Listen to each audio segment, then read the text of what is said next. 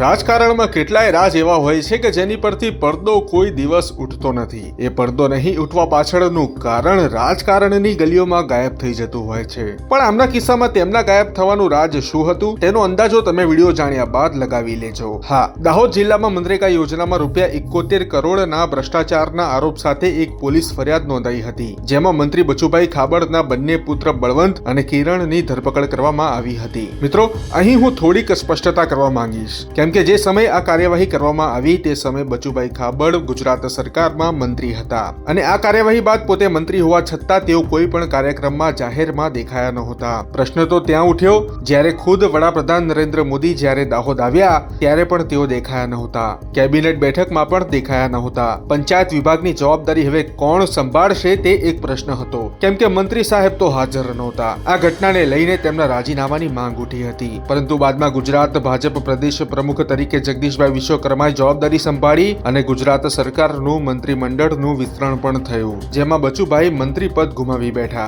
જો કે હવે ક્યાંક બધું શાંત પડી ગયું હોય, પ્રશ્નોની ભારે ભીડ વચ્ચેથી ક્યાંક પાછલા દરવાજેથી શાંતિથી ફરીથી બચુભાઈ ખાબડે એન્ટ્રી મારી લીધી હોય તેવું લાગી રહ્યું છે. જોઈ લો, નૂતન વર્ષ નિમિત્તે કમલમમાં ભાજપનો સ્નેહ મિલન સમારોહ યોજાયો હતો, જેમાં કેમેરાની નજર પડી ત્યારે માલુમ પડ્યું કે અહીં શાંતિથી ચૂપચાપ બેઠેલા વ્યક્તિ બીજું કોઈ નહીં પરંતુ પૂર્વ મંત્રી બચુભાઈ ખાબડ જ છે. તો મિત્રો, આટલા મહિનાઓ દરમિયાન શું થયું, પાર્ટીએ કઈ રીતે ડેમેજ કંટ્રોલ કર્યું, તમને શું લાગે છે? કરો કોમેન્ટ.